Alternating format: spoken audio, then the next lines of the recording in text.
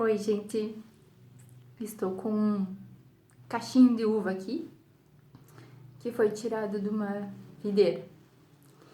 E claro, né, que uma videira produz cacho de uva, então o cacho de uva produz uva. Ó. Não, porque o que eu tô querendo dizer para vocês é que o fruto de um cristão, ele tem que ser semelhante à árvore. E o que a Bíblia diz? Que Jesus é a videira. Vamos supor que isso aqui é uma videira. E diz: eu sou a videira, vocês são os ramos, e se vocês não permanecerem na videira, vocês não vão dar fruto. Porque nada a gente pode fazer sem Jesus.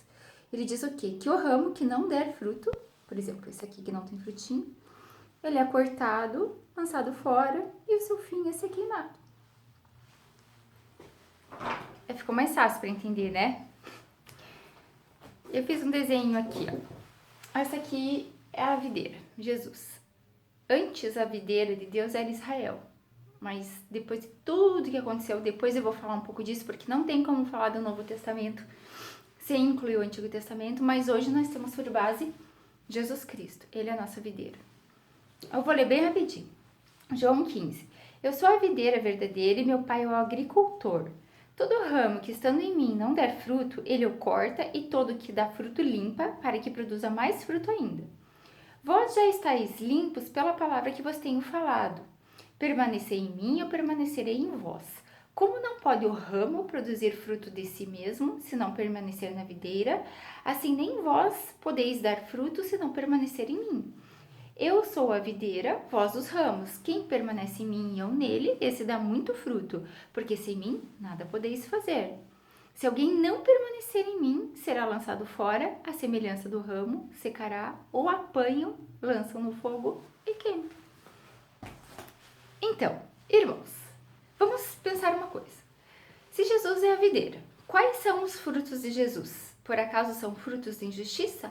Não, né? Depois a gente vai ver um pouquinho. Então, ser cristão significa ser um pequeno Cristo. A gente precisa ter os frutos dele, senão a gente não está na videira, a gente está sem fruto. Por exemplo, se o fruto de um cristão fosse as almas que ele ganha para Jesus, aqui nesse cacho de uva não estaria todos os grãos de uvinha aqui. Estaria uma Maria, um José, um Pedro, um Romeu, uma Cíntia. Não é isso. Não tem como dar fruto diferente do da videira. Tem que ser o fruto que sai da videira, que no caso seria a uva, porque o agricultor quer comer os frutos.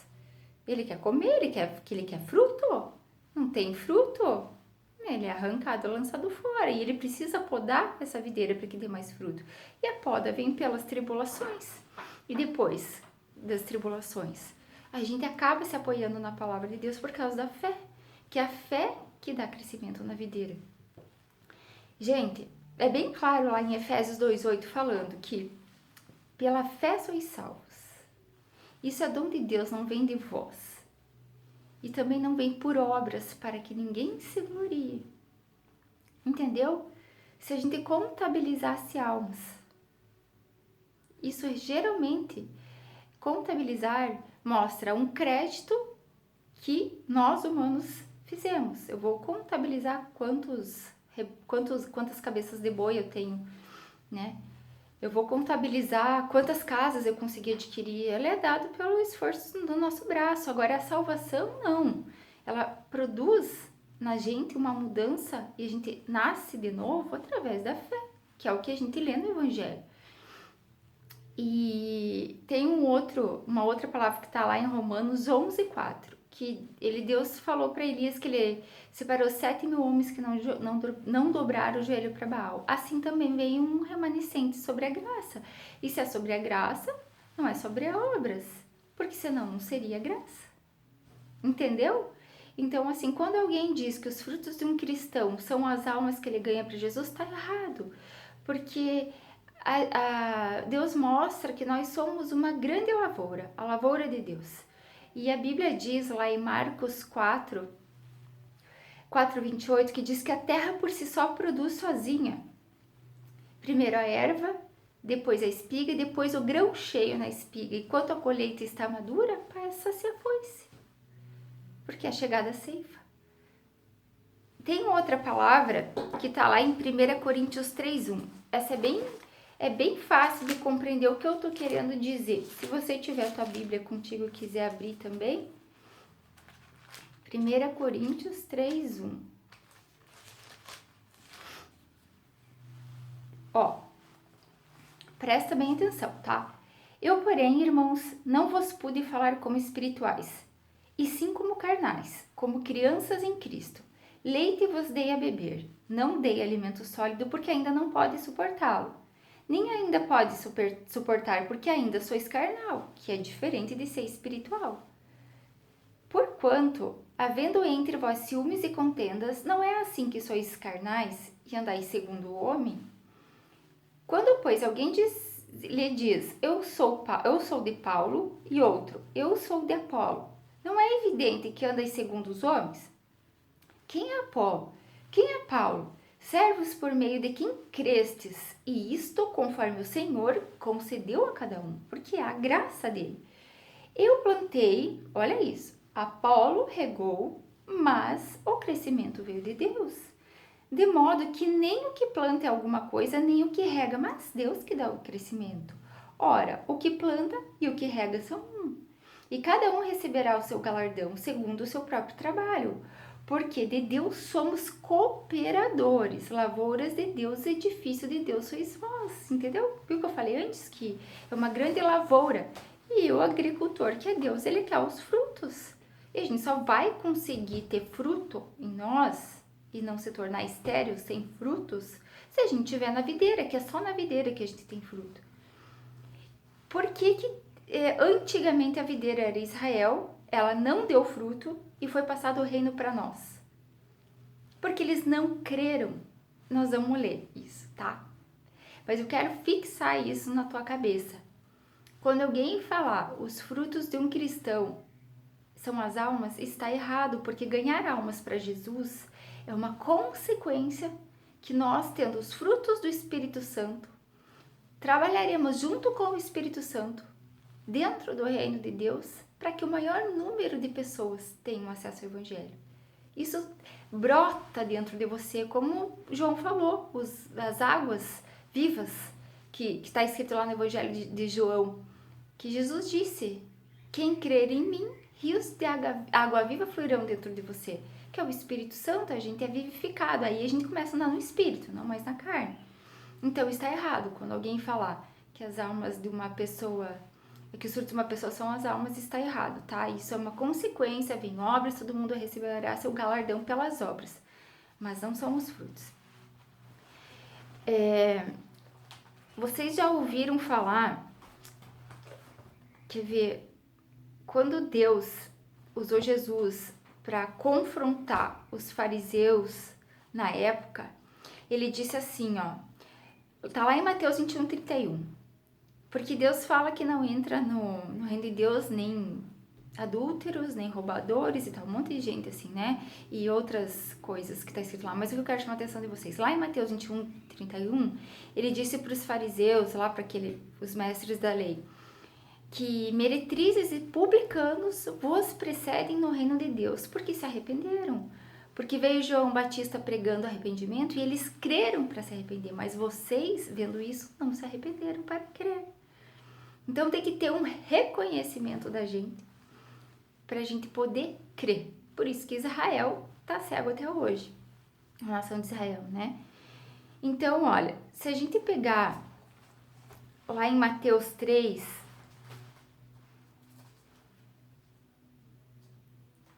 deixa eu abrir aqui. É Mateus 3, a partir do versículo 6. Tá escrito assim, ó. Quando João Batista batizava. E eram por ele batizado no Rio Jordão, confessando seus pecados. Vindo ele, porém, que muitos fariseus e saduceus vinham ao batismo, disse-lhe, raça de víboras, quem vos induziu a fugir da ira vindoura? Produzi, pois, frutos dignos de arrependimento. E não comeceis a dizer entre vós mesmos, temos por pai Abraão, porque eu vos afirmo que destas pedras Deus pode suscitar filhos a Abraão. Já está posto o machado à raiz das árvores, e toda árvore, pois que não produz bom fruto, é cortada e lançada no fogo. Tá vendo? Porque eles buscavam, assim, uma visão de que sabiam tudo, falavam que era para fazer, mas na hora de fazer eles não faziam, ainda criavam doutrinas baseadas na vontade deles para visar lucro próprio e não do órfão, da viúva, do povo que Deus falou tanto através de Jesus, né? Lá em Mateus 7,15 também fala, quer ver? Eu quero que isso fique bem frisado para que vocês saibam responder quando alguém questionar. Ó, acautelai-vos dos falsos profetas que vos apresentam disfarçados em ovelhas, mas por dentro são lobos roubadores. Pelos frutos os conhecereis. Colhem-se, pois, uvas do espinheiro ou figos dos abrolhos, o que eu falei que não tem como ter um outro fruto diferente num cacho de uva a não ser a própria uva. Assim, toda árvore boa que produz bons frutos, porém, a árvore má produz maus frutos. Não pode a árvore boa produzir frutos maus, nem a árvore má produzir frutos bons. Toda árvore que não produzir fruto bom é cortada e lançada ao fogo. Assim, pelos seus frutos os conhecereis. Agora, olha o que está falando aqui, ó. Nem todo que me diz Senhor, Senhor entrará no reino dos céus, mas aquele que faz a vontade do meu Pai que está nos céus. Para entender um pouquinho melhor, vamos ver se eu consigo explicar aqui. Por exemplo, vê que eu fiz um raminho aqui, né?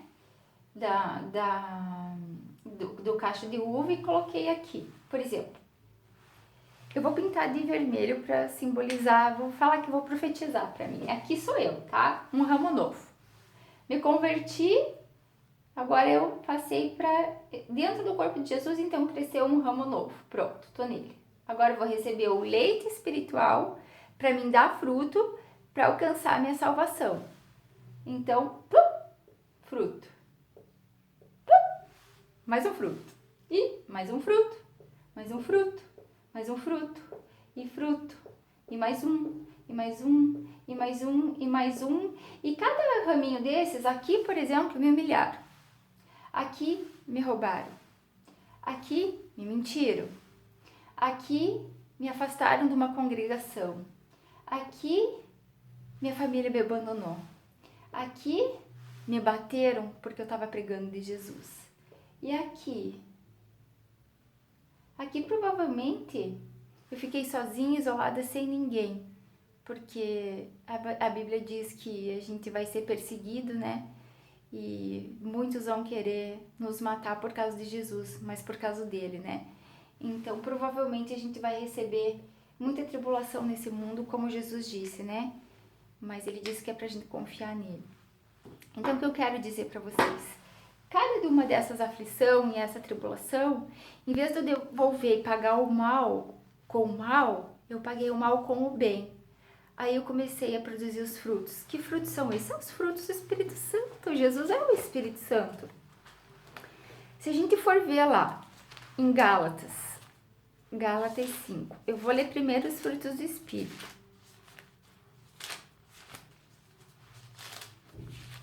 Ó, abre ali, Gálatas 5, 22. Mas o fruto do Espírito é amor, alegria, paz, longanimidade, benignidade, bondade, fidelidade, mansidão, domínio próprio, e contra essas coisas não há lei. Lá em Efésios 4, deixa eu ver aqui, desculpa, é 5:1, Efésios 5:1. Também tá falando algo assim, quer ver? Sede, pois, imitadores de Deus como filhos amados e andai em amor, como também Cristo nos amou e se entregou a si mesmo por nós como oferta e sacrifício a Deus em aroma suave. Mas a imundícia e toda sorte de impureza ou cobiça nem sequer nomeiem entre vós, como convém a santos, nem conversação torpe, nem palavras vãs, coisas assim são inconvenientes, antes, pelo contrário, com ações de graça. Sabei, pois, isto, que nenhum inconveniente ou impuro ou avarento, que é idólatra, tem herança no reino de Deus e de Cristo. Ninguém vos engane com palavras vãs, porque por essas coisas vem a ira de Deus sobre os filhos da desobediência, que esses não têm o fruto de Deus. Portanto, não sejais participantes com eles. Por outrora erais treva, porém agora sois luz no Senhor. Andai como os filhos da luz, porque o fruto da luz consiste em bondade, justiça e verdade, provando sempre que é agradável ao Senhor, e não sejais cúmplices nas obras infrutíferas das trevas. Antes, porém, reprovai-as, porque o que eles fazem oculto é só referir vergonha. Agora, se eu for voltar lá em Gálatas 5, eu tenho lá as obras da carne, que é contrárias do Espírito, que o apóstolo Paulo falou antes, lá em 1 Coríntios 3, que não dava para falar com eles sendo espirituais e sim carnais. Quer ver a obra da carne? As obras da carne são conhecidas como prostituição, impureza, lascívia, idolatria, feitiçaria, inimizade, porfias, ciúmes, iras, discórdia, dissensões, facções, invejas, bebetices, glutonarias, coisas semelhantes a estas, a respeito das quais vos declaro, como já outra hora, que vos preveni que não herdarão o reino de Deus os que tais coisas praticam. Viu? Tá bem explicadinho, né? Então, quem pratica isso é um ramo seco. Que esse ramo seco aqui, qual que é o fim dele? Aqui, ó. Aqui, ó. Vem encaminhadinho aqui, ó. Os ramos sequinhos, ó. Tudo pra cá. Quem que vai fazer essa separação? Os anjos de Deus, os ceifeiros, né? Então, lá em... Abre comigo lá, é Tiago 3,17.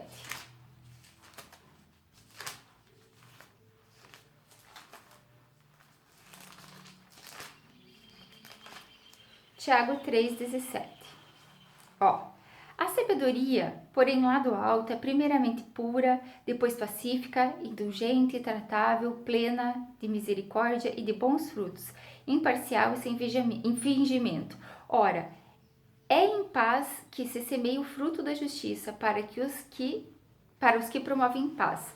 O que eu quero falar isso? Tem muita gente que vem, fala que é sábio, que sabe fazer as coisas. Geralmente essas pessoas se louvam a si mesmo, que a Bíblia adverte não, que a gente não que não seja os nossos lábios que nos louvem, né?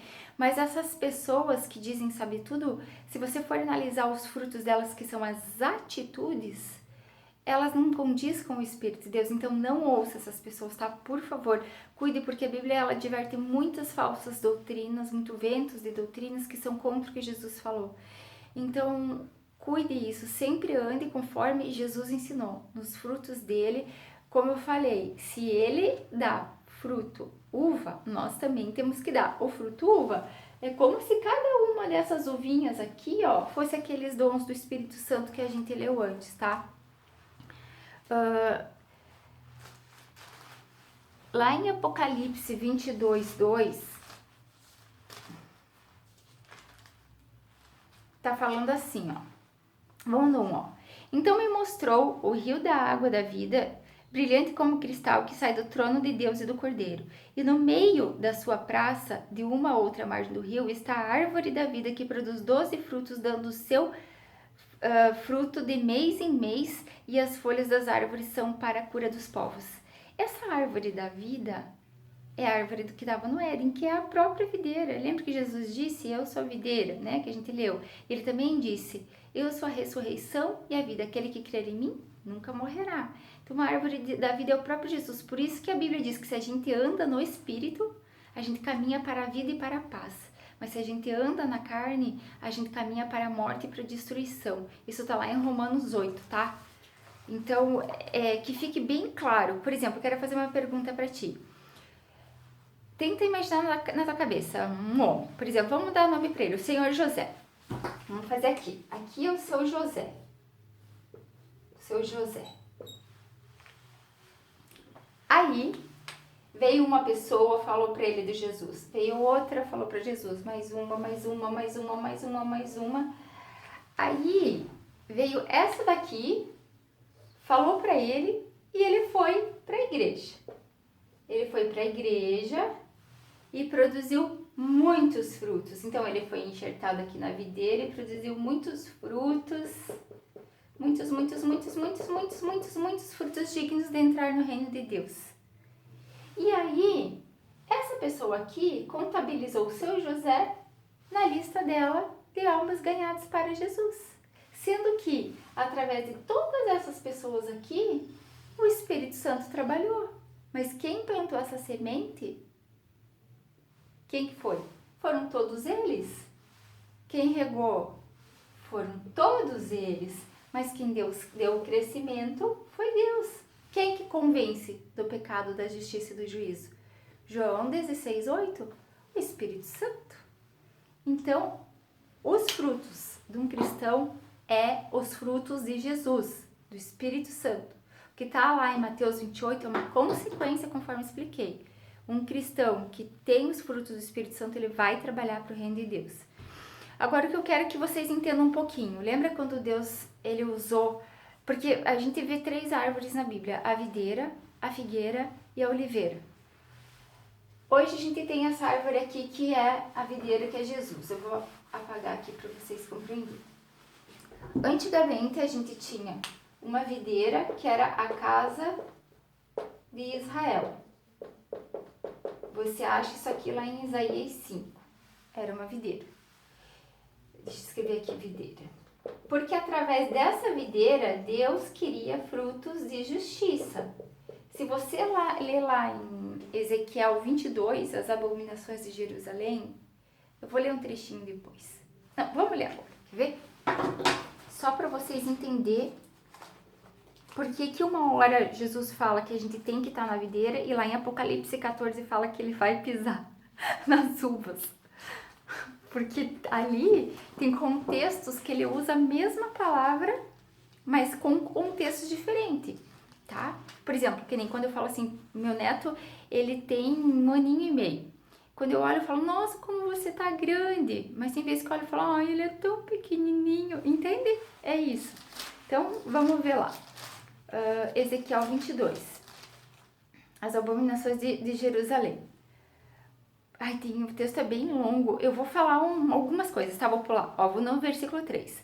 Ai da cidade que derrama sangue no meio de si, para que venha o seu tempo e que faz os ídolos contra si mesma para se contaminar. Pelo que seu sangue por ti mesma derramado, tu fizeste culpada pelos teus ídolos, por ti mesma fabricados, tu te contaminaste e fizeste chegar o dia do teu julgamento e o término dos teus anos. Por isso eu te fiz objeto de próprio entre as nações e de escárnio de todas as terras. Ainda vai acontecer isso, aconteceu e vai acontecer de novo.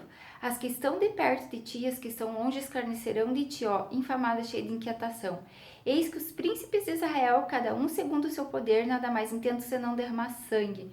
No meio de ti desprezam o pai e a mãe, praticam extorsões contra o estrangeiro, são injustos para com o órfão e a viúva. Desprezaste as minhas coisas santas e profanaste os meus sábados.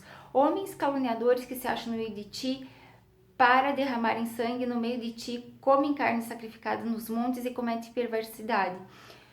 No teu meio descobre a vergonha de seu pai e abusam na mulher no prazo da menstruação. Um comete abominação com a mulher do seu próximo, contamina torpemente a sua nora, e outro mira no meio de ti a sua irmã, filha do seu pai. No meio de ti aceita os subornos para derramar sangue, usura e lucros. Tomaste estoqueando e exploraste o próximo com extorsão, mas de mim te esqueceste, o Senhor. Aí, olha o que ele fala aqui, ó. Olha o que ele fala. Como se ajuntam prata e o cobre, o ferro e o chumbo estanho no meio do forno para soprar o fogo sobre eles a fim de fundirem, assim vos ajuntarei na minha ira e no meu furor, ali os deixarei e fundirei. Congregar-vos-ei e assoprarei sobre vós o fogo do meu furor, e sereis fundido no meio de Jerusalém.